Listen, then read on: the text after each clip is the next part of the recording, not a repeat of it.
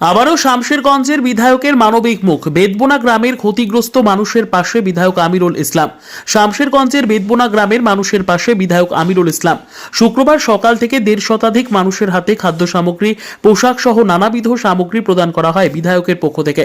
উল্লেখ করা যেতে পারে, সম্প্রতি অশান্তির জেরে ধুলিয়ানের বেদবোনা গ্রাম ক্ষতিগ্রস্ত হয়। প্রথম থেকেই মানুষের পাশে দাঁড়াতে তৎপর হয়েছেন বিধায়ক আমিরুল ইসলাম। বিভিন্ন সময় সাহায্য প্রদান করার পাশাপাশি আজ শুক্রবার পুনরায় মানুষের পাশে দাঁড়ালেন বিধায়ক আমিরুল ইসলাম। আজকে প্রথমেই সাংবাদিক বন্ধুদের ধন্যবাদ জানাই এবং সাংবাদিক সম্মেলন করার উদ্দেশ্য হলো যে আপনারা অবগত আছেন যে আমাদের ধুলিয়ান শামশেরগঞ্জে একটা অপ্রীতিকর ঘটনা ঘটেছিল, অশান্তি ঘটেছিল, কিন্তু তারপরে এই ধুলিয়ান শহর স্বাভাবিক অবস্থায় ফিরে আসে। মানুষের জীবনযাত্রা স্বাভাবিক হয়, ব্যবসা বাণিজ্য স্বাভাবিক হয়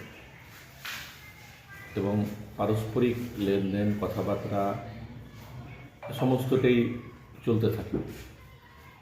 তারপরেও আমরা যেটা লক্ষ্য করছি যে কেউ কেউ এই ধুলিয়ান শহর বা বেদবোনাকে নিয়ে ঘৃণ্য রাজনীতি করছে, ঘৃণ্য রাজনীতি করার চেষ্টা করছে, যাতে ধুলিয়ান শহর আবার উত্তাল হয়, অশান্ত হয়।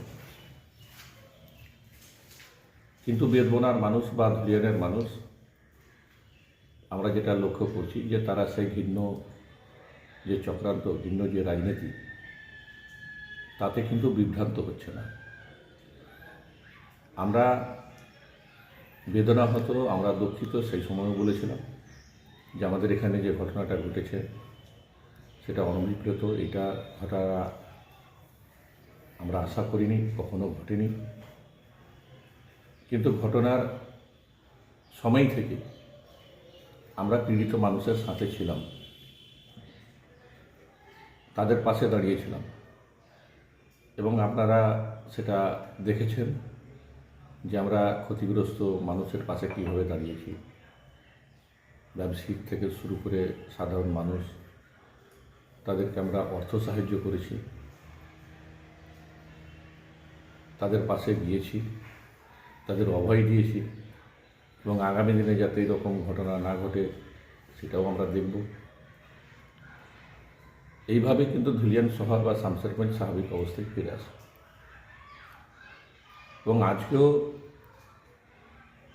যে বেদবোনা গ্রামকে নিয়ে নোংরা রাজনীতিটা চলছে, চেষ্টা চলছে, তাদেরকে বিভ্রান্ত করার চেষ্টা চলছে, সেই বেদবোনা গ্রামের 150 পরিবারকে আজকে আমরা কিছু খাদ্য সামগ্রী এবং কিছু বস্ত্র, জামা কাপড়, ছেলেদের মেয়েদের আমরা তাদের হাতে তুলে দিলাম।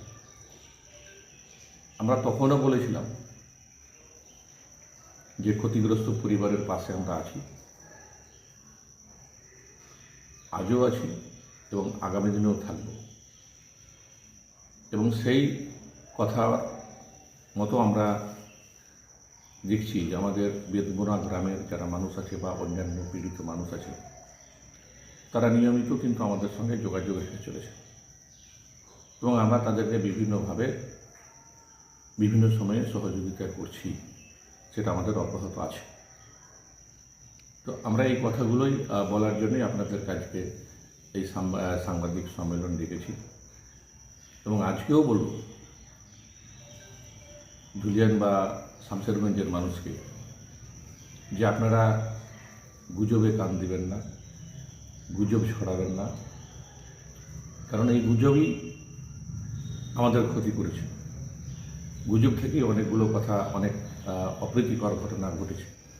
তো সেই জন্য বলবো গুজব থেকে সাবধান এবং যারা আবার নতুন করে এই ধুলিয়ান শহরকে হয়তো উস্কানি দেওয়ার চেষ্টা করছে, দুটো সম্প্রদায়কে উস্কানিমূলক কথাবার্তা বলছে, তাদের থেকেও সাবধান থাকার জন্য আমরা অনুরোধ করব।